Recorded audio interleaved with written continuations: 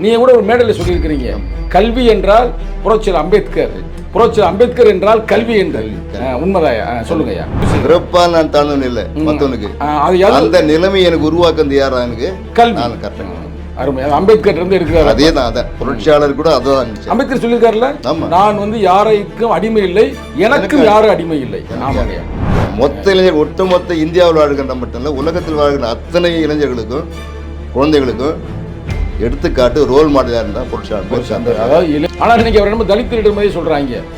என்னன்னா அனைத்து தொழிலாளர்களுக்கும் சொன்னீங்க 8 மணி நேரம் வேலையை வாங்கி தந்தவர் புரட்சி அம்பேத்கர். ஒரு கணவன் கல்யாணம்னா கடைசி வரைக்கும் அங்கிருந்து சாகணும், எந்த பிரச்சனை பண்ணாலும் வெளியே வர முடியாது. இப்படியெல்லாம் இருந்தது இல்லை, அப்போ சொத்துல பங்கு கிடையாது. ஆனால் இதையெல்லாம் மாற்றணும்னு சொல்லி அவர் இந்து கோட்கள் கொண்டாடுறாரு. நேரு கூட சப்போர்ட் பண்ணல. சனாதனவாதிகளுக்கு பயந்தாருங்க அவர். அவர் போய் கன்சல்ட் பண்றாங்க. அவர் தான் சொல்றாரு, இல்லைங்க கான்ஸ்டியூஷனல் இதில் வந்து லாவில் எக்ஸ்பர்ட்டே உலகத்தில் யாருன்னு சொன்னா அவர் தான் அம்பேத்கர். அங்கிருந்து சொல்றாங்க, இவங்களுக்கு தெரியல, இந்த தலைவர்களுக்கு தெரியல, இந்திய தலைவர்களுக்கு தெரியல. ஜென்னிங்ஸ் பேருங்க அவருக்கு. பேர் என்னங்கய்யா? Sir Ivor Jennings. அது வரைக்கும் எல்லா விஷயத்துக்கும் முட்டுக்கட்டு போட்டு தடுத்து உண்ணாவிருந்து எல்லா உரிமையிலும் தடுத்து அந்த காந்தி இந்த விஷயத்துல ஒத்துனாருங்க. ஒத்துக்கிட்டாரு. அவரும் ஒரு படித்தவர் தானே. அமைச்சராக இருக்காள் யாரும் ரிசைன் பண்ணுவாங்களா? ஒருவாடு தூக்கி போட்டு வர்றாரு. அதான் சொன்னீங்களா, எல்லா சூழ்நிலையும் ஆகணும். அவங்க அம்பேத்கர் எப்படி நம்ம மினிஸ்டர் பதவியை தூக்கி எறிஞ்சாரோ அதே மாதிரி ஒரு காலகட்டத்தில் எம்எல்ஏ எழுச்சி தமிழ் தூக்கி எறிந்தார். அதே தான். இந்த 5 காரணங்களை நடைமுறைப்படுத்தாத நேரு அரசை கண்டித்து நான் ராஜினாமா செய்கிறேன்னு சொல்லி அந்த ராஜினாமாவுக்கான காரணத்தை பத்திரிகை கொடுத்து விட்டு வெளியேறாரு. பார்ப்பனை பெண்ணுக்கும் உரிமை கேட்டார். அருமை அருமை. பார்ப்பனை பெண்ணுக்கும் உரிமை கேட்டார், அவங்களுக்கும் உரிமை இல்லை. கேட்டு வர்றாரு, வெளியே வந்துட்டாரு. ஓகே, மதம் எப்படி மாறுறாரு என்ன அதை சொல்லுங்க. அந்த மதம் மாற்றம் அந்த நிகழ்வுல உலகத்திலே யாரும் செய்ய முடியாத விஷயத்தை சாதிச்சு காட்டின புரட்சியாளர் அம்பேத்கர். என்ன அப்படி சாதித்தார்? 10 லட்சம் பேரை ஒரு இடத்துல கூட்டி மொத்த பேரையும் ஒரே நாள்ல இந்து மதத்திலிருந்து வெளியேற்றின ஒரு மாபெரும் புரட்சியாளர். அதுக்கு தான் நீங்க புரட்சியாளர். அதான் புரட்சியாளர். சரி, நீங்க அம்பேத்கர் வந்து இஸ்லாம் போயிருக்கலாம், இல்லாட்டினா கிறிஸ்துவம் போயிருக்கலாம், ஏன் அங்கெல்லாம் போகாம இங்க போறாதுக்கு காரணம் பௌத்தம் ஜனநாயகம், பௌத்தம் சுதந்திரம், பௌத்தம் சகோதரத்துவம், இதை வலியுறுத்துகிறது. இதை வலியுறுத்து தான். அப்போ டேபிள் தான் உட்காந்து சோஃபா மேலே உட்காந்துக்கிற டேபிள் படிச்சுன்னு இருக்காரு, வச்சு பார்க்குறாரு, அப்படியே படுத்துக்கிறாரு. வெடிகாலம் காலையில் 2 மணிக்காலையில் மரணம் அடைஞ்சிடாரு. அது வந்து வெறும் இயற்கை மரணம் தானா, இல்லை ஒருவேளை இது வந்து இப்படி ஆகுது அப்படின்னு சில வருது செய்தி வந்துச்சு அந்த காலகட்டத்தில். அவங்க பையனே வந்து எங்கள் அப்பா மரணத்தில் வந்து சந்தேகம் இருக்குது அப்படின்ற மாதிரி சொல்கிறாரு. நம்ம ஐயாவுடைய பையன் அவர் வந்து கம்ப்ளைண்ட் கொடுக்குறாரு. எங்கள் நேரு அதை வாங்கி பார்க்குறாருங்க, பார்த்து அதுக்கான ஒரு கமிஷன் போடுறாங்க.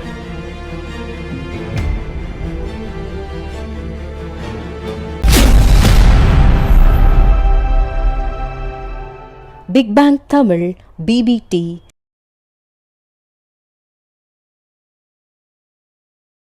BBT தமிழ் நேயர்களுக்கு வணக்கம்.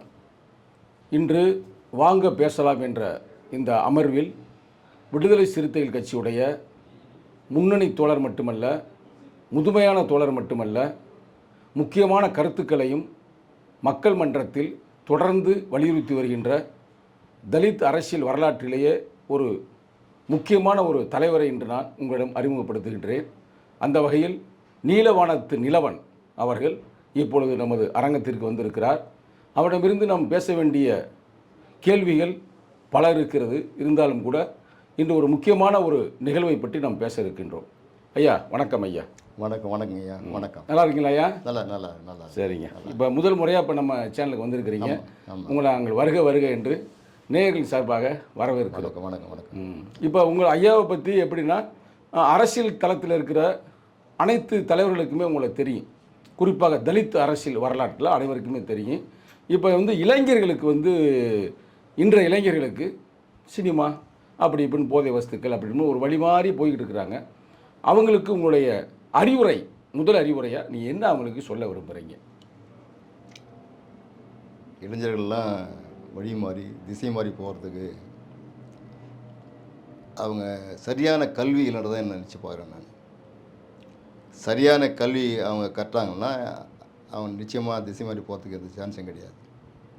அதுக்கெல்லாம் நமக்கு எடுத்துக்காட்டால் நம்ம தலைவர் புரட்சியாளர் அம்பேத்கர் இருக்கார். நமக்கு ஒரு சாதாரண குடும்பத்தில் 14வது குழந்தையாக பிறந்த அவர் ஏழ்மையிலையும் வறுமையிலையும் வாழ்ந்த குடும்பம் அது. சிறு வயசுலேயே அவங்க அம்மா இறந்துட்டாங்க. அவங்க அத்தை அரவணைப்பில் அந்த குழந்தை வளருது. படிக்கிற காலத்தில் அவர் பட்ட அவமானங்கள், அவர் சந்தித்த பிரச்சனைகள் சாதாரண மக்கள்லாம் இப்போ நிறைய நம்ம கதைகளில் படிப்போம்.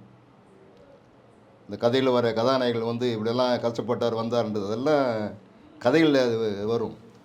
நிஜ வாழ்க்கையில் ஒரு மனிதர் சந்தித்து அவர் மேலே வந்து அவர் பட்ட கஷ்டங்கள் எல்லாம் தாங்கி மேலே வந்து எத்தனை பிரச்சனைகள், எத்தனை அழுத்தங்கள், அவர் வரக்கூடாதுன்றதுக்காக, அவர் படிக்கூடாதுன்றதுக்காக எவ்வளோ பிரச்சனை இருந்தது அந்த காலத்தில். நம்மலாம் இப்போ குழந்தைங்களாம் ஸ்கூலுக்கு அனுப்பி வைக்கிறாங்க. அந்த குழந்தைங்கள போகும்போது அழகான பேகு, யூனிஃபார்மு அதெல்லாம் போட்டு கொடுத்து அனுப்புகிறோம். ஆனால் அவர் போகும்போது ஸ்கூலுக்கு தெரியுங்களா, கையில் ஒரு கோணிப்பை எடுத்து போனார். ஆமாங்க, ஆமாம். இது வந்து எல்லாருக்கும் தெரிஞ்ச விஷயம் தாங்க. கோணிப்பை எது சொல்ல வரேன்னா, அந்த ஹியூமிலேஷன் சொல்கிறனால இது அடக்கு அந்த தாழ்த்தி வைக்கிற விஷயத்துக்காக சொல்கிறாங்க. அந்த கோணிப்பை மீது உட்காந்து தான் படிக்கணும்னு சொல்லி ஒரு கட்டாயப்படுத்துகிறாங்க. ஆசிரியர் அவர் பார்க்க முடியாதுங்க. ஆசிரியர்கிட்ட இவர் கேள்வியும் கேட்க மாட்டார். அவருக்கு ஆசிரியர் இவர் கேள்வி கேட்க மாட்டாருங்க. ஏன்னா கேள்வி கேட்டால் இவர் பதில் சொன்னால் அவர் ஆசிரியர் தீட்டாயிடும். இவ்வளவு கொடுமைகளை சின்ன வயசுலேருந்தே சந்திக்கிறார்கள். அவர் சின்ன வயசுல அவ்வளோ கொடுமைகளை சந்தித்தவருங்க. இந்திய வரலாற்றிலேயே அதிகமான படிப்புகளை வெளிநாட்டில் சென்று படித்தவர். இது வரைக்கும் யாருமே அவ்வளவுக்கு படிக்கலை. சிறப்பாக சொன்னீங்க. நீங்கள் கூட ஒரு மேடையில் சொல்லியிருக்கிறீங்க, கல்வி என்றால் புரட்சியாளர் அம்பேத்கர், புரட்சியாளர் அம்பேத்கர் என்றால் கல்வி என்று. உண்மைதாயா? சொல்லுங்கய்யா. ஏன்னா அவர் அவ்வளோயெல்லாம் தாங்கிறதுக்கு, இதெல்லாம் தாங்கி ஏன் வந்தான்றதுக்காக சொல்கிறது காரணங்க அதை சொல்ல வரேன் நான். அவர் தொடர்ந்து படித்தார். அவர் அதாவது படிப்புனா பேயின்னு, அதாவதுங்க பேய் மாதிரி படித்தான்னு தான் வர அந்த வார்த்தை யாருங்க, அந்த தனஞ்சய் கீரன் ஒருத்தர் எழுதுறாரு அந்த வரலாற்று. 18 மணி நேரம் தொடர்ந்து படித்தார், பேய் மாதிரி. அது படித்து அவர் படிக்காத சப்ஜெக்ட் கிடையாது. நம்ம ஐயா எழுச்சிதர் சொல்லியிருப்பார் ஒரு இதில் செவியில். நான் அதாவது நான் வந்து பிறப்பால் மற்றவங்களுக்காக, அதாவது நான் ஏழையாக இருக்கலாம், இல்லை மற்ற எல்லாம் இல்லாமல் இருந்திருக்கலாம், அதாவது நான் பணக்காரனாக இல்லாமல் இருந்திருக்கலாம், இல்லாது வசதி இல்லாமல் இருந்திருக்கலாம், ஏழ்மையில் இருந்திருக்கலாம். ஆனால் பிறப்பால் யாருக்கும் நான் தாழ்ந்தவன் இல்லை என்ற நிலையை எனக்கு யார் எனக்கு உரைத்ததுன்னு சொன்னால் நான் கற்ற கல்வியினார். அருமை. அதுதாங்க இந்த விஷயமே. அதாவது நான் எவனையும் விட தாழ்ந்தவன் இல்லை, நான் மற்றவனை விட செல்வத்தில் வந்து முன்ன பின்ன இருக்கலாம், நான் மற்றவனை விட அழகில் கூட முன்ன பின்ன இருக்கலாம், ஆனால் கல்வியில் நான் குறைந்தவன் அல்ல அப்படின்னு பதிவு செய்ய. பிறப்பால் நான் தாழ்ந்தவன் இல்லை மற்றவனுக்கு, அந்த நிலைமை எனக்கு உருவாக்குறது யாரா? எனக்கு கல்வி. நான் கற்றேன். அருமை. அம்பேத்கர் இருந்து எடுக்கிறார். அதே தான், அதான் புரட்சியாளர் கூட அதான் அம்பேத்கர் சொல்லியிருக்காருல்ல, நான் வந்து யாரைக்கும் அடிமை இல்லை, எனக்கும் யாரும் அடிமை இல்லை. அந்த அந்த நிலைமையை உருவாக்குறது யாருன்னு சொன்னால் அவர் கற்ற கல்வி. நீங்கள் ஐயா நீங்கள் தெரியா சொன்னீங்க ஒரு விஷயத்தை. அவர் 1891 பிறக்கிறாருங்க.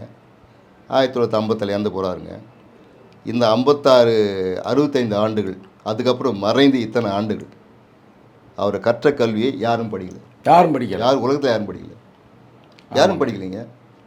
அவர் வாழும்போதும் படிக்கலை, இறந்து போய் இத்தனை வருஷம் ஆனாலும் அந்த கல்வி யாரும் படிக்கலை.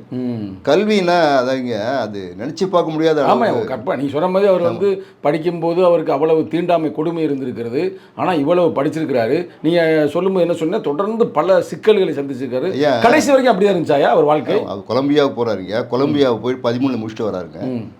1913 அந்த கொலம்பியாவில் டாக்டரேட் வாங்கிட்டு வர்றாருங்க.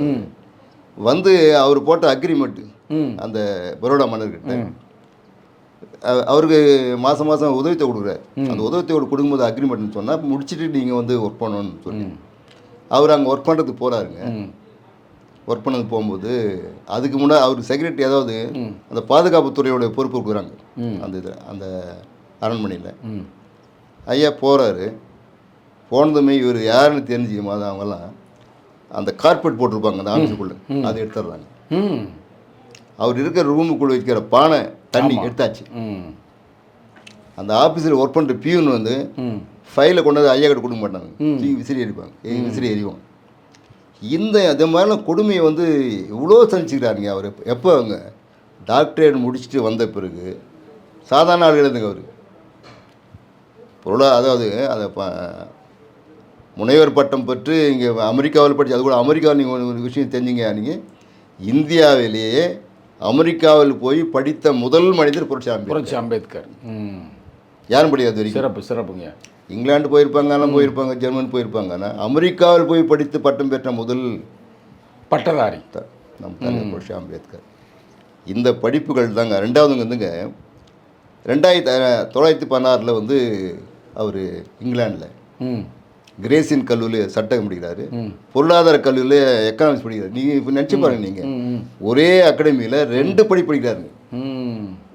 படித்துக்கொண்டே இருக்கிறார். நீங்கள் சொன்ன பேயை போல படித்துக்கொண்டே இருக்கிறார். ஒரே அகாடமியில் 1916 அவர் அந்த 2 வருஷம் வச்சுங்களேன், அந்த 2 இயர்ஸ் அந்த மாஸ்டர் டிகிரி, அந்த 2 இயர்ஸில் 2 காலேஜில் அவர் என்ரோல் பண்ணி ஒரு எக்கனாமிக்ஸ் ஒன்று, லா ஒன்று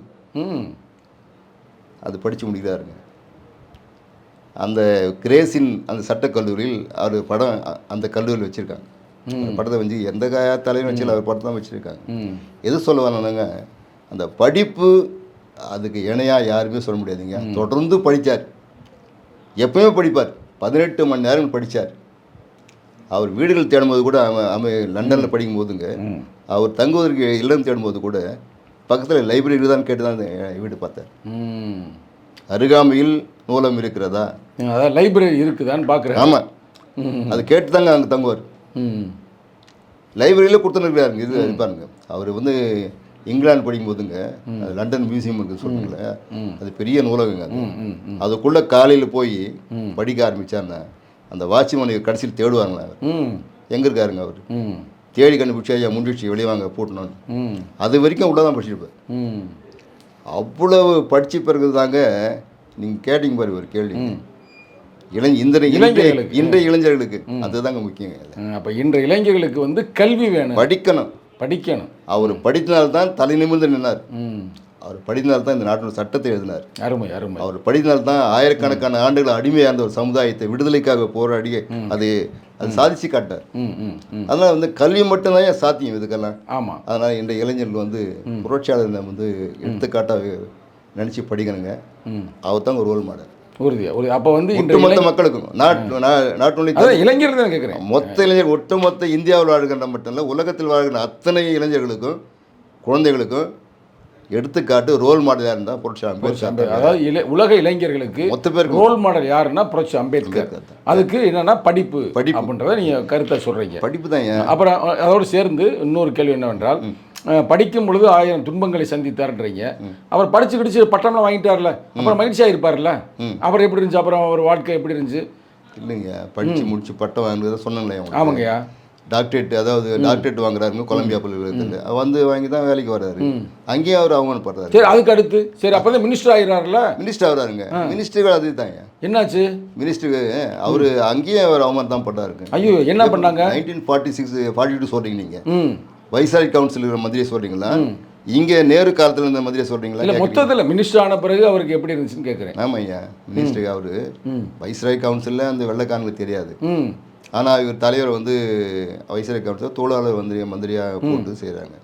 அவர் தொழிலாளர், அதாவது இந்திய சுதந்திரம் அடைவதற்கு முன்னாலே அவர் மந்திரியாக இருந்தார். ஆமாம், தொழிலாளர் துறை அமைச்சராக, தொழிலாளர் பொறுப்பில் இருந்தாருங்க. சரிங்க. அதை வைஸ்ராய் கவுன்சில் சொல்கிறாங்களே, அதில் வந்து மந்திரியாக, அதாவது அவர் அது மந்திரின்னு சொல்கிறாங்க, அது ஒரு பொறுப்பு, செக்ரட்டரின்னு சொல்லுவாங்க. அது சரிங்க. அதை நம்ம தலைவர் எடுத்து அந்த பொறுப்பை கொடுக்குறாங்க. அந்த அவரு அதனுடைய தலைவராக இருக்கும்போது தான், அவருடைய மந்திரியாக இருக்கும்போது தான், அதாவது ஏப்ரல் 4, 1944 இந்திய நாட்டினுடைய தொழிலாளர்கள், அதுக்கு முன்னால் அவர் 14 மணி நேரம் வேலை செஞ்சு கஷ்டப்பட்ட அந்த தொழிலாளர்கள் வந்து எந்த போராட்டமும் பண்ணாமல், எந்த ரத்தமும் சிந்தாமல், ஒரு பேனாமையினுடைய ஒரு சொட்டு மையினால் இந்தியாவினுடைய தொழிலாளர்களுக்கு 8 மணி நேரம் வேலை சட்டம் வேலை வாங்கி கொடுத்து யாருக்குமே தெரியாது. ஆனால் இன்னைக்கு அவர் என்ன தலித் லீடர் மாதிரி சொல்கிறாங்க. என்னன்னா அனைத்து தொழிலாளர்களுக்குமே 8 மணி நேரம் வேலையை வாங்கி தந்தவர் புரட்சி அம்பேத்கர். அவர் தலித் தலைவர்னு ஒரு சுருக்கு பார்க்குறாங்க. ஆனால் அவர் தலித் தலைவர்ன்றது அவர் வரலாறு இருக்காரு. ஆமாம், சட்டம் கூட எல்லாரும் தான் எழுதியிருக்காரு. எல்லாரும் சட்டம் தாங்களே. மகளிருக்காக போனாங்க, இந்து கோட் பில் கொண்டாந்து இருக்கு நேரு காலத்தில். அந்த இந்து கோட் பில் எதுக்குன்னு சொன்னால், பெண்களுக்கு வந்து அவ்வளோ கொடுமை பண்ணிக்கிறாங்க இந்த நாட்டில். அவருக்கு படிக்கக்கூடாது, அவனுக்கு சொத்து கிடையாது, அவனுக்கு மறுமணம் செய்யக்கூடாது, ஒரு கணவன் கல்யாணம் பண்ணால் கடைசி வரைக்கும் அங்கிருந்து சாகணும், எந்த பிரச்சனை பண்ணாலும் அவன் வெளியே வர முடியாது, இப்படியெல்லாம் இருந்தது இல்லை. அப்போ சொத்துல பங்கு கிடையாது. ஆனால் இதையெல்லாம் மாற்றணும்னு சொல்லி அவர் இந்து கோட் பில் கொண்டாடுறாரு. ம் ம் ஆனால் இங்கே இந்த நாட்டில் வந்து இந்த பிற்போக்குவாதிகளாக இருக்கிற சனாதனவாதிகள் பெண்கள் தான் தூண்டி விட்டு மிகப்பெரிய போராட்டம் பண்ணி அதை வந்து அந்த அந்த மசோதாவை சட்டமாக்க முடியும்னு தடுத்தார்கள். அப்போ அந்த மந்திரி சபையில் இந்தியா சுதந்திரம் அடைந்த பிறகு இருந்தார் சட்ட அமைச்சரா. அப்புறம் வந்து இந்தியா சுதந்திரம் அடைஞ்சிருக்கு, அப்புறம் ஹேப்பியாக இருந்திருக்கலாம்ல அவர்? அங்கேயும் பிரச்சனையா? ஐயா என்ன சொல்லுங்க? இல்லை அவர் சுதந்திர இந்தியாவில் சட்ட அமைச்சராகி விட்டார். நீங்கள் சொன்ன மாதிரி வெள்ளைக்காரன் காலத்தில் அந்த காலத்தில் ஆரம்பத்தில் ரொம்ப கடினம். நீங்கள் அப்புறம் சுதந்திர இந்தியாவில் அவர் மகிழ்ச்சியாக வாழ்ந்துருக்கலாம்ல, நல்லா மற்ற மினிஸ்டராக சுதந்திர இந்தியாவில் அவரோட மகிழ்ச்சியாக வாழ முடியல. இங்கே வாழ முடியலை. இல்லை என்னாச்சு? ஏன்னா சொன்னாங்களே இந்து கோட் பில் வந்து சுதந்திர இந்தியாவில் தான் கொண்டாடுறாரு. அவர் 1942 46 இருந்தார் பாருங்க, வைசாய் கவுன்சில் அவங்க கொண்டாடுங்க. இங்கே தான் கடைசி காலகட்டங்கள், அது கடைசி காலத்தில் என்னோட சட்ட அமைச்சராக இருக்கும்போது தான் அப்போ தான் அது கொண்டாடுறாரு. அவர் நேரு சீஃப், அது பிரைம் மினிஸ்டர் ஆஃப் இந்தியா அப்போ இருக்காருங்க. அவர் நேரு கூட சப்போர்ட் பண்ணல. சனாதனவாதிகளுக்கு பயந்தாருங்க அவர். அவர் வந்து மிகச்சிறந்த சீர்திருத்தவாதி முற்போக்குவாதின்னு சொல்கிறாங்க. ஆனால் அந்த இந்து கோட் பில் சட்டமாவதை வந்து தடுக்கத்தில் அவரும் ஒரு காரணமாக வந்திருக்காருங்க. அவர் துணிஞ்சு பண்ணியிருந்தால் அவர் செஞ்சுருக்கலாங்க. அவர் கேட்கறது ஆள் கிடையாது, அது பண்ணாருங்க. அதனால் வந்து அவர் நீங்கள் கேட்டிங்க ஒரு கேள்வி, படித்து முடிச்சாரு, இவ்வளோ பேர் ஒரே இதுக்கு வந்துருக்காரு, மந்திரி ஆனார் அப்படின்னு, அரசியல் சட்டம் எழுதினாருன்னு சொல்கிறீங்க. இந்த அரசியல் சட்டம் எழுதுறது கூட இந்த நாட்டில் வந்துங்க அவருக்கு இடம் கொடுக்கலைங்க. முதல்ல அவர் வந்து இந்த நாட்டில் வந்து சட்டம் படிச்சாரும் நிறைய பேருக்கு தெரில. ஆனால் இந்திய அரசியல் சட்டம் எழுதுறதுக்கு இவங்க என்ன பண்ணுறாங்க, நம்ம நேருவும் வல்லபாய் பட்டேலும் இங்கிலாந்து போகிறாங்க. இங்கிலாந்து போய் எங்களுக்கு வந்து அரசியல் சட்டம் எழுத்தானோ அங்கே ஒருத்தர் இருக்காருங்க. அவர் வந்து சுதந்திரம் பெற்ற நாடுகளுக்கெல்லாம் சட்டம் எழுதி கொடுப்பார், காசு கொடுத்தா. அவர் போய் கன்சல்ட் பண்ணுறாங்க. அவர் தான் சொல்கிறார், இல்லைங்க கான்ஸ்டியூஷனல் இதில் வந்து லாவில் எக்ஸ்பர்ட்டே உலகத்தில் யாருன்னு சொன்னால் அவர் தான். அம்பேத்கர் அங்கேருந்து சொல்கிறாங்க. இவங்களுக்கு தெரியல, சொல்கிறேன், இந்த தலைவர்களுக்கு தெரியல, இந்திய தலைவர்களுக்கு தெரியல. ஐவர் ஜென்னிங்ஸ்னு பேருங்க அவருக்கு. பேர் என்னங்கய்யா? Sir Ivor Jennings. அவன் லீகல் எக்ஸ்பர்ட். அவர்கிட்ட போய் பார்க்குறாங்க. அவங்ககிட்ட நீங்கள் எங்கள் இந்தியாவை அரசியல் கேட்குறாங்க. அவர் சொல்கிறாருங்க, அவர் ரெஃபர் பண்ணுறாரு. அவரே ஐயா என்ன காட்டில் அவர் ஜீனியஸுங்க. அதாவது கான்ஸ்டியூஷன் லாவில் அவர் தான் நம்பர் 1 உலகத்திலே. நீங்கள் உங்கள் ஊரில் தான் வச்சுக்கிறீங்க, இந்தியாவில் தானே இருக்கிறாரு. நீங்கள் அவர் கன்சல்ட் பண்ணீங்க, அவர் பண்ணுவாருங்க அப்படின்ட்டு சட்டத்தை எழுதுறாரு. இதை வந்து நேருவும் வல்லபாய் பட்டேலும் காந்தி கிட்ட சொல்கிறாங்க. பரவாயில்ல. காந்தி என்ன சொல்கிறாருன்னா, அது சந்தோஷமான ஒரு விஷயம் தெரியுங்களா, அது வரைக்கும் எல்லா விஷயத்துக்கும் முட்டுக்கட்டு போட்டு தடுத்து உண்ணாவிருந்து எல்லா உரிமையிலும் தடுத்த அந்த காந்தி இந்த விஷயத்துல ஒத்துனாருங்க. அவர் ஒத்துக்கிட்டாரு. அவரும் ஒரு படித்தவர் தானே. இல்லை, அவர் என்ன சொன்னார்னா, அவர் நம்ம ஆளு, இந்தியாவில் பிறந்தவர், இந்தியாவோட சூழ்நிலை, இதனுடைய வந்து அந்த ஜியோகிராபிக்கல், அதாவது அந்த வரலாறு அதெல்லாம் இது இருக்குங்களே, அது சம்மந்தமான அவருக்கு எல்லாமே தெரியும். மக்கள் நிலைமை அது ஒரு நல்லா தெரியும் அவருக்கு. இவர் எழுத்துட்டுங்க, வெளிநாட்டுக்காரன் வந்து தெரியாது, நம்ம சொல்லணும் அவனுக்கு. ஆனால் நம்மளோட வாழ்ற மிகப்பெரிய தலைவர் அவர். இந்த நாட்டுடைய எல்லா இதுவும் தெரியும் அவருக்கு, மக்களுடைய நிலைமை தெரியும், வரலாறு தெரியும். அவர்கிட்ட கொடுங்க, டாக்டர் எழுதிட்டோம், டாக்டர் எழுதிட்டேங்க அப்படின்னு. அப்போ தான் நேரு வந்து இவர்கிட்ட சொல்கிறார், ஐயா நீங்கள் எழுதலாம், காந்தியார் ஒத்துக்கினாரு அப்படின்னு. சிறப்புங்க, ரொம்ப சிறப்பு. அப்போ அவர் சட்டம் எழுதுகிறார். அவர் சட்டம் எழுதி எதுக்கு ரிசைன் பண்ணுறாரு? அமைச்சர் வந்து நம்ம தெரியாமல் தான் கேட்போம். ஒருத்தர் அமைச்சராக இருக்காள், யாரும் ரிசைன் பண்ணுவாங்களா? ஒருவாடு தூக்கி போட்டு வர்றாரு. அதான் சொன்னீங்களா, எல்லா சூழ்நிலையும் அவமானையா, எல்லா காலகட்டத்திலும் அவர் அடைந்த அவமானத்துக்கு அளவே கிடையாது. அவர் அவமானப்பட்டு மக்களுக்காக இருக்கிறனால இப்போ நம்ம அவமானம் இல்லாமல் சிறப்பாக வாழ முடியும். நீங்கள் கேட்டிங்க பாருங்க ஒரு கேள்வி, ஏன் மந்திரியாக இருந்தாலும் யார் ரிசைன் பண்ணீங்க, என்ன காரணம் வந்து கேட்குறீங்களா? அவர் வந்து ஒரு 5 காரணத்தை வைக்கிறாருங்க. அவர் 5 காரணத்தை வைக்கிறார்.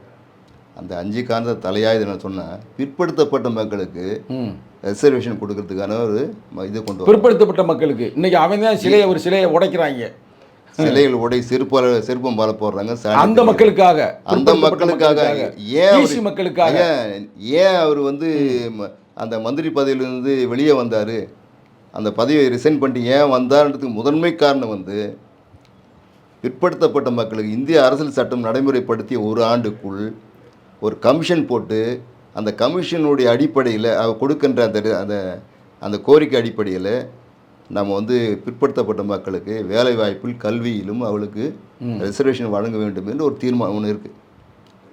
அதை வந்து 1 வருஷம் ஆன பிறகு நேரு அதை கொண்டாடல.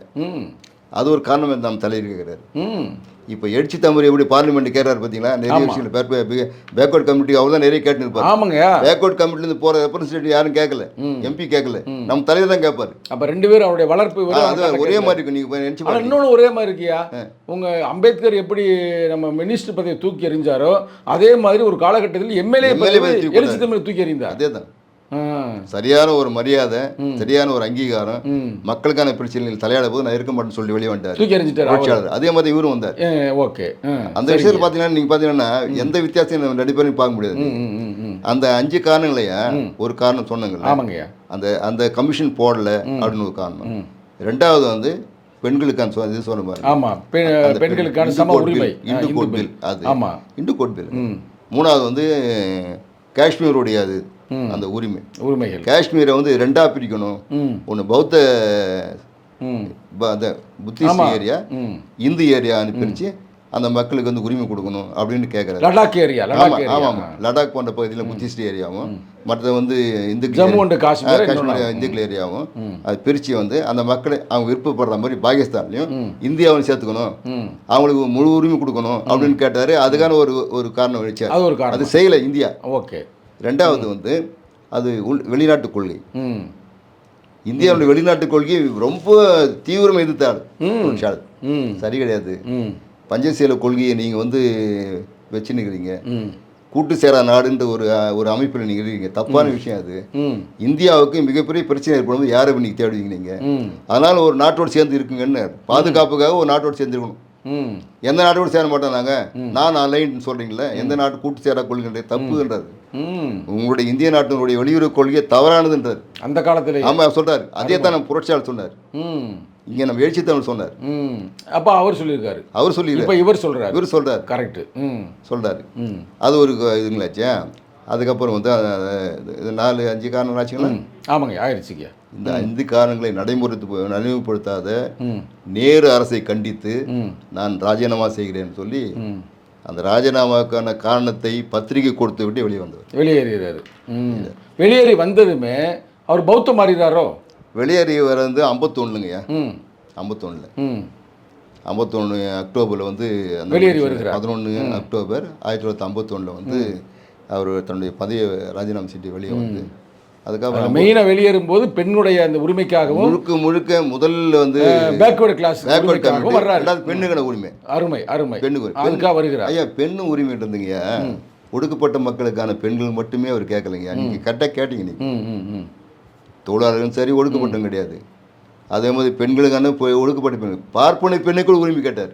அருமை பார்ப்பனை பெண்ணுக்கும் உரிமை கேட்டார். அவங்களுக்கும் உரிமை இல்லை. கேட்டு வர்றாரு, வெளியே வந்துடுறாரு. ஓகே, மதம் எப்படி மாறுறாரு என்ன அதை சொல்லுங்க. அதாங்க அதாவது முடிவு பண்ணார். சரி இனிமேல் வந்து நாம் செய்ய வேண்டிய ஒரு மிகப்பெரிய புரட்சி வந்து நாம் கன்வென்ஷன் 1935 அவர் சொல்கிறார். ஏலோ மாநாடு ஒரு மாநாட்டில் என்ன சொல்கிறாரு? ஆமாம், அவர் தலைமை தாங்க நடத்தும் போது சொல்கிறாரு, நான் வந்து இந்துவாக பிறந்துட்டேன், இனிமேல் சாகும் பொழுது நான் இந்துவாக சாக மாட்டேன், அதாவது மதம் மாற போகிறேன்னு சொல்கிறாரு. ஆனால் எந்த மதம் சொல்ல அவர் 35. அப்புறம் 45, 55, 56, 21 ஆண்டுகள் அதற்கான வேலையை பார்க்குறாரு. எந்த மதத்தில் போனால் இந்த நாட்டுக்கு பாதுகாப்பு, இந்த மக்களுக்கு பாதுகாப்பு, இந்த மக்களுடைய இந்த நாட்டினுடைய கலாச்சாரம், இந்த நாட்டினுடைய என்வாயன்மெண்டல் அந்த சூழ்நிலைகள் பாதிக்கப்படாத எந்த மதம்னு சொல்லி எல்லா மதத்தையும் படிக்கிறாரு. அவர் மற்ற சன்னியாசி இருக்காங்க, மதவாதி தலைவர் இருக்காங்க பாருங்க, இஸ்லாம், சீக்கிசம், அந்த மாதிரி பௌத்தம் எல்லாம், இந்து மதம், அந்த மத தலைவர்களுக்கு தெரியாத விஷயம் அவருக்கு தெரியும், எல்லாம் தெரியும். 21 வருஷம் தான் பண்ணார் அவர். தொடர்ந்து எல்லா புத்தகங்களும் படித்து ஒரு முடிவு வர்றார். முடிவு வந்து தான் அவர் அறிவிக்கிறார். 1955 அவர் அறிவிக்கிறார், நான் பௌத்தம் மாறப்போகிறேன் அப்படின்னு மாறுகிறார். ஒரு பெரிய மாபெரும் புரட்சியை செய்கிறார். 56 அக்டோபர் 14 56 ஒரு மாபெரும் ஒரு புரட்சி.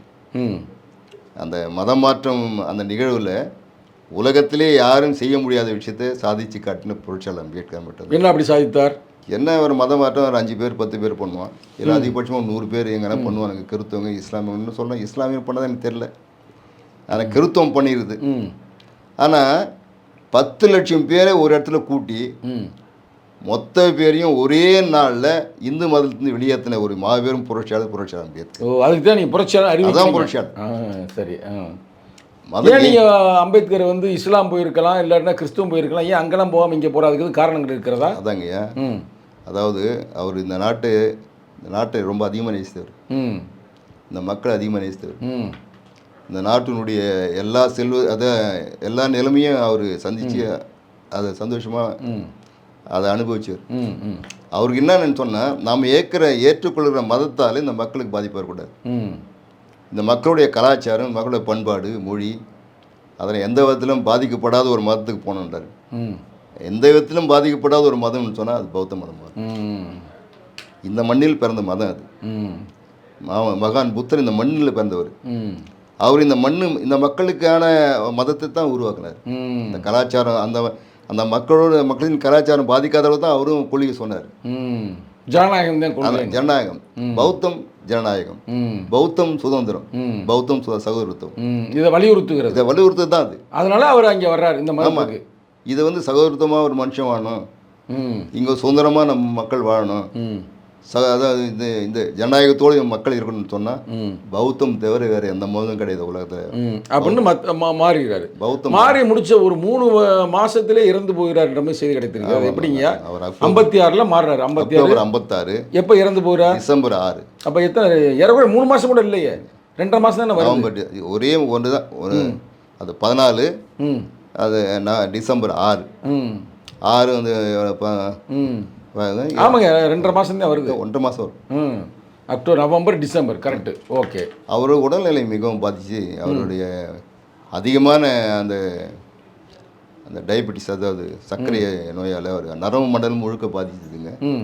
அதனால் வந்து அவர் சொன்ன மாதிரி 56 வந்து அக்டோபரில் மாறிட்டு 1.5 மாதம் தான் டிசம்பரில் வந்து அவர் இறந்து போகிறார் என்றால், அது வந்து இன்னும் இருந்திருந்தா அவர் மிகப்பெரிய நீங்கள் நினைக்கிறோம், நீங்கள் கேட்ட மாதிரி மிகப்பெரிய கனவு கண்டாருங்க. அவர் 10 லட்சம் பேர் அன்றைக்கி சேர்த்தாருங்க. அதே மாதிரி இன்னொரு ஊரில் 1.5 லட்சம் பேர் சேர்த்தார். தொடர்ந்து வந்து பௌத்த அந்த மதம் மாற்றத்துக்கான ஏற்பாடு பண்ணியே இருக்காரு. பெங்களூர், நாக்பூர் பண்ணாருங்க. ஆமாம், பெங்களூரில், தமிழ்நாட்டை, சென்னையில், உத்தரப்பிரதேசத்தில், பஞ்சாபில், இங்கெல்லாம் மதம் மாற்றத்துக்கான வேலையை அவர் தொடர்ந்து செட் பண்ணிட்டார். அதை நடத்த போகிறாரு தொடர்ந்து. ஆனால் அவரால் பண்ண முடியாமல் அவர் அது வந்து வெறும் இயற்கை மரணம் தானா, இல்லை ஒருவேளை இது வந்து இப்படி ஆகுது அப்படின்னு சில வருது செய்தி வந்துச்சு அந்த காலகட்டத்தில். அவங்க பையனே வந்து எங்கள் அப்பா மரணத்தில் வந்து சந்தேகம் இருக்குது அப்படின்ற மாதிரி சொல்கிறாரு. அப்படி எதுவும் வாய்ப்புகள் இருந்தால் உங்களுக்கு செய்தி? அவர் அது மாதிரி அவர் நம்ம ஐயாவுடைய பையன் அவர் வந்து கம்ப்ளைண்ட் கொடுக்குறாருங்க. எங்கள் இந்த டெல்லியுடைய காவல்துறை பெரிய அதிகாரிகிட்ட போய் கம்ப்ளைண்ட் கொடுக்குறாருங்க. அந்த காவல்துறை உள்துறை அமைச்சகத்தில் இருக்குது. அவர் வந்து அப்போது நேரு அதை வாங்கி பார்க்குறாருங்க. பார்த்து அதுக்கான ஒரு கமிஷன் போடுறாங்க. ஏன் அந்த கேள்வி கேட்குறேன்னா, உங்களுக்கு மதம் மாறும்போது அந்த போட்டாக்கள்லாம் வருது. ஒரு மேடையில் ஏறி மதம் மாறுற அளவுக்கு இருக்கிறாரு. அதே நேரத்தில் 56 டிசம்பர் 5 இரவுலாம் தோழர்கிட்ட பேசுகிறாரு, அவரோட சிஷிய பிள்ளைகிட்ட பேசுகிறாரு, கொள்கிறாரு. அப்போ இயற்கை பெட்டில் இருக்கும்போதே இறந்து போகிறார். அப்படி தானே வருது, அப்படி தானே செய்தி. ஆமாங்க. அது வந்து போகும்போது அந்த ராட்டுன்னு ஒரு அசிஸ்டன்ட், அவர் 1942 ஒரு வைஸ்ராய் கவுன்சிலர் இருக்கும்போது, அதிகாரியாக இருக்கும்போது, அதான் மந்திரியாக இருக்கும்போது அரசாங்கம் அவர் துணையாக போடுதுங்க. அவர் அசிஸ்டன்ட் மாதிரி. அவர் தான் அவர் கடைசி வரைக்கும் அவர் தான் இருக்கார். அவரை மாதிரி ஒரு அசிஸ்டண்ட்டை நீங்கள் எங்கேயுமே பார்க்க முடியாது. அவர் பேக்வர்ட் கம்யூனிட்டி சார்ந்தவர். அவர் அவ்வளோ நேசித்தார், நம்ம தலைவர் நேசித்தார். அவர் கடைசியாக போகும்போது அவர் ஐயா சொல்கிறார், ராட்டு நாளை காலையில் வந்துரு சீக்கிரமாக, இங்கே வந்து riddles of Hinduism, riddles of Hinduism, Buddha Dhamma, அப்புறம் revolution counter revolution of ancient இந்தியாவுடைய எதிர்ப்புரட்சியோடைய புத்தகங்கள்லாம் அந்த இது கையில் எழுதுறதுலாம் இருக்குது. அதை சரி பண்ணிட்டு கொண்டு பிரசர் தானோம். 2வது அந்த ப்ரீஃபேஸ் எழுதுறாரு, முன்னுரை எழுதுறாரு புத்தான் தம்மாவுக்கு. அதை டைப் பண்ணி அதை சரி பண்ணோம். காலையில் வந்துன்னு சொல்கிறாரு. சரியான்னு சொல்லி அந்த பேப்பர் எடுத்து வையின்னு சொல்கிறார். டேபிள் மேலே வச்சு தான் போகிறாரு கடைசியாக. அப்போ டேபிள் மேலே தான் உட்காந்து சோஃபா மேலே உட்காந்துக்கிறார். டேபிள் படிச்சுன்னு இருக்காரு, அதை வச்சு பார்க்குறாரு. அதை அப்படியே படுத்துக்கிறாரு. அதான் விடிகாலம் காலையில் 2:30 மணி அளவில் அவர் மரணம் அடைஞ்சிடறாருங்க. ஆனால் அவர் கண்ட கனவு அது அவர் உயிராக தான் நடந்திருக்கும். 15 ஆண்டுகளுக்குள் இந்தியா ஒரு புத்த நாடாக மாறும் அப்படின்னார்ல. ஆமாம், உலகத்திலே இருக்கின்ற பௌத்த நாடுகளில் இந்தியா முதன்மை நாடாக இருக்கும் சொன்னார் அம்பேத்கரே சொன்னார் 10 ஆண்டுகள். ஆமாம், அதற்கான வேலையெல்லாம் பண்ணி வச்சுருந்தாருங்க. இங்கே பெங்களூரில் ஒரு கல்லூரி ஆரம்பிக்கிறதுக்காக மைசூர் மகாராஜா கொடுத்த 5 ஏக்கர் நிலத்தை அங்கே புத்தா காலேஜ் ஆரம்பித்திருந்தாருங்க, ட்ரைனிங் காலேஜ். இந்த புத்த பிக்குகள் தயார் பண்ணுற ஒரு காலேஜ் ஆரம்பிக்கிருந்தாருங்க. அதே மாதிரி அதுக்கான வேலை மொத்தமே செஞ்சிட்டாருங்க அவர். அடுத்த கட்ட நடவடிக்கை மத மாற்றம். அவர் எண்ணமெல்லாம் போயிடுச்சுங்க. அவர் நினச்சது இது இல்லைன்னு சொன்னால் இன்றைக்கி அவர் ஐயா ஒரு 10 ஆண்டுகள் அவர் உயிராக இருந்தேன்னா இந்த நாட்டில் சரி பாதி நம்முடைய பௌத்த நாடாக நம்முடைய முன்னோர்கள் கடைபிடித்து வாழ்ந்த பௌத்த நாடாக இந்த நாடு மாறி இருக்கும். ஆனால் அது மாறாமல் போனதுக்கு அவருடைய திடீர் மரணம் காரணம்.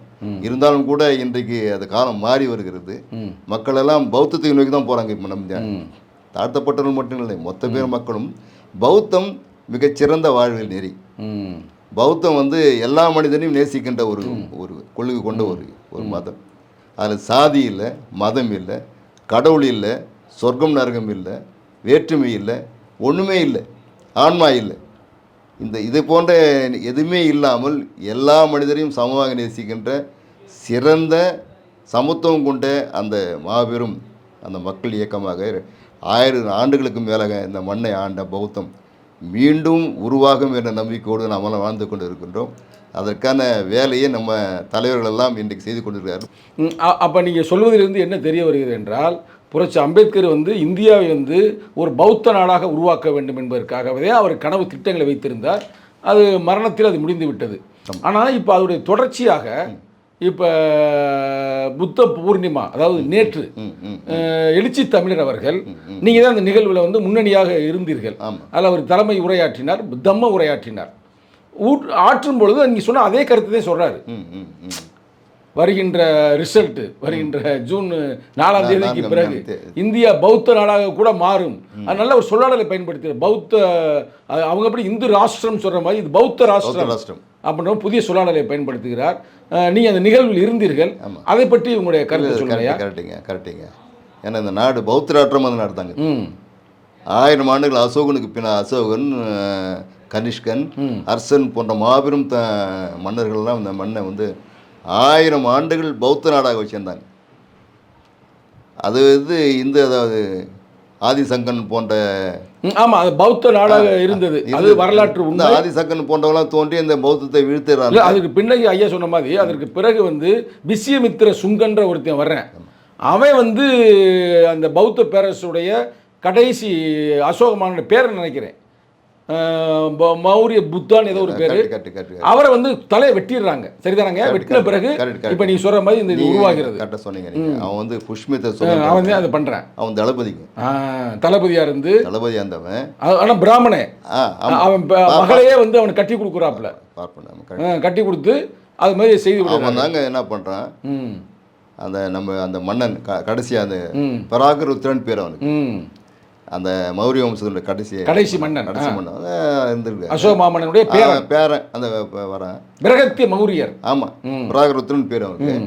அவரு மன்னனாக இருக்கிற நேரத்தில் அவனுடைய தளபதியாக இருந்த இந்த பார்ப்பனன் தான் அவர் செஞ்சுட்டு இந்த வரலாறு பூரா உருவாயிருக்குது. இப்போ இதை மீட்டெடுக்க போறீங்க. இது இந்த வரலாறு முக்கியமான கேள்வி. இந்த கேள்வி எப்படின்னா, நீங்களும் ஒரு அரசியல் கட்சி, தேர்தல் நோக்கி பயணிக்கக்கூடிய கட்சி. இப்போ இது மாதிரியான சித்தாந்தத்தோடு கோட்பாடோடு நீங்கள் புத்த பூர்ணிமாவில் நிகழ்ச்சி நடத்தியிருக்கிறீர்கள். அப்போ நீங்கள் திருப்பி அசோகமாமன்னனை போல மீட்டெடுக்க போகிறீங்களா, இல்லை புரட்சி அம்பேத்கரை போல அவர் சட்டத்தை உருவாக்கினார், நீங்கள் ஒரு தலைவர், நம்ம தலைவருடைய தலைமையில் மீட்டெடுப்பிற்கான திட்டம் வைத்திருக்கிறீர்களா? மீட்டெடுப்புன்னு சொன்னாங்க. கலாச்சார மீட்டெடுப்பு தாங்க. மதம் கலாச்சாரம் நாகரிகமெல்லாம் இருக்குதுங்க இல்லையா? ஆமாம், அதனுடைய மீட்டெடுப்பு தாங்க இந்த பௌத்த மீட்டெடுப்பு. பௌத்தம் என்று சொன்னாலே ஜனநாயகம், சமத்துவம், சுதந்திரம், அதான் தாங்க. எந்த ஒரு மனிதன் ஒரு ஜனநாயக ரீதியா இருக்கானோ அவன் பௌத்தன்.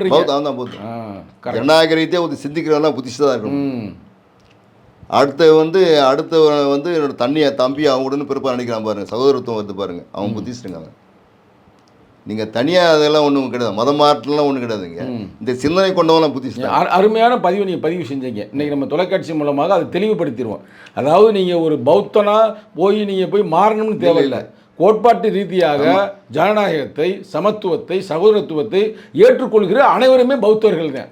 சரியா சொன்னீங்க, நீங்க தான் சரியா தெளிவுபடுத்தி விட்டீங்க. நீங்க கன்வர்ஷன் பண்ணீங்கன்னா ஒரு புக்கி கிட்ட போய் படிக்கணும் இல்லைங்க. இந்த சிந்தனை இருக்கிற இந்த நடவடிக்கையோடு இருக்காங்க பாருங்க மனுஷங்கள.